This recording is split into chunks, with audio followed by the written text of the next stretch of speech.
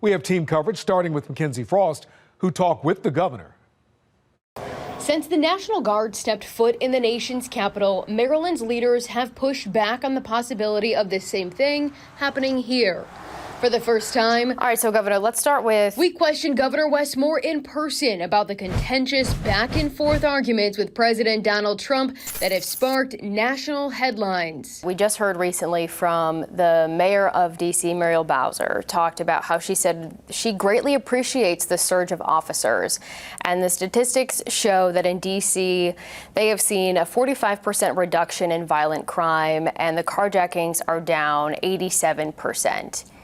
With the results that D.C. has seen, do you still believe that you don't want the federal assistance from the White House? Oh, I do want federal assistance.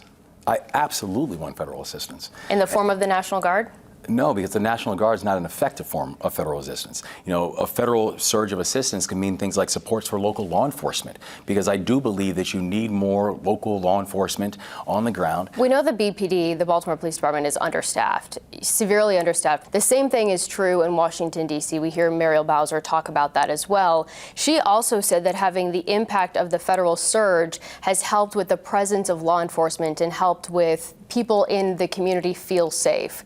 Do you think that would be the same case here in Baltimore if the federal government sent federal law enforcement here? Yeah, I mean, I look at in Maryland where I've made the largest investments in local law enforcement in the history of the state of Maryland. But we're talking about federal support right now from the White House. No, but and that includes over $50 million to BPD alone, and there's still shortages. So if the federal government says, let us help you, let us actually double down on the support that the state has given to local law enforcement, I would absolutely welcome that. In D.C., the statistics show the surge sparked immediate results. A 50% drop in homicides, 62% drop in robberies, and carjackings down 87%.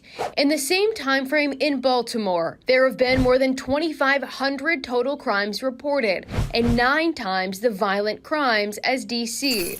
We know that when carjackings go down, when use of gun goes down, when homicide or robbery go down, neighborhoods feel safer and are safer. So this surge has been important to us for that reason. See, how can you argue that it's not effective? I would love to have a serious conversation with the President of the United States or members of his administration about this, and to say that, you know, that if we want to talk about, okay, here's capital, here's money, how would you use it, and what do you think is the most effective way to use it in the city of Baltimore or in the state of Maryland? I can give a full list of things that I would love to be able to work with them on.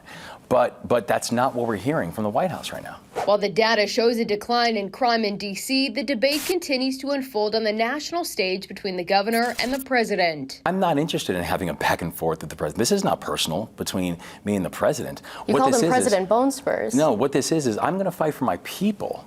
And when I'm hearing attacks on our state and on our state's largest city, things like hellhole and hellscape and deathscape, when I'm seeing what's already happened from this administration, I feel like the federal government, that our state is under attack from the federal government. But if the President of the United States at any time wants to have a serious conversation about how not to fight us, but how to fight for us, I would be very excited to have that conversation with him. Since the National Guard has been deployed in D.C. on August 11th, you've been on national TV 9 times. Is what you're doing really best for the people of Maryland and the people of Baltimore, or is it best for Wes Moore's political career? My only concern is the people of Maryland. That's it. And that's what I'm fighting for. You're never going to hear me talk about what this means for me personally. It's only about what it means for our folks. The governor says his invitation to the president remains on the table to come to Baltimore and walk the streets. While the city has seen a decline in homicides and non-fatal shootings, U.S. News and World Report recently named Charm City the 4th most dangerous city in America.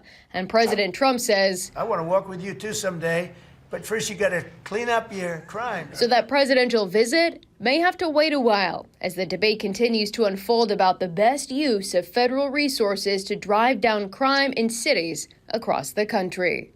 In Baltimore, Mackenzie Frost, Fox 45 News. Now that brings us to our question of the day. Do you think the governor's war of words with the president over the National Guard is hurting or helping Maryland? So far, 97% of those who voted say hurting. You can head to foxbaltimore.com to weigh in. You can find Mackenzie's full interview with the governor on our YouTube page. Search for Fox Baltimore and don't forget to subscribe. I'm Kai Jackson. Thank you for watching. Here's another video to watch. Also, please take a moment to subscribe to our channel.